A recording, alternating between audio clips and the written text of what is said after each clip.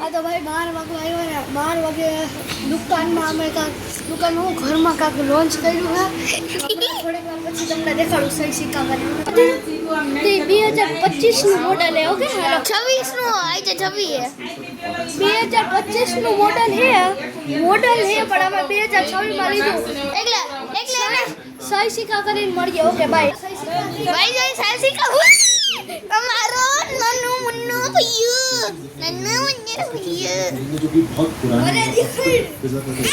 तो આપણે રોજ થઈ ગયો હવે ઘરે લઈ જાય ઘરે છે પણ ઘરે લઈ જાય लेकिन अगर आप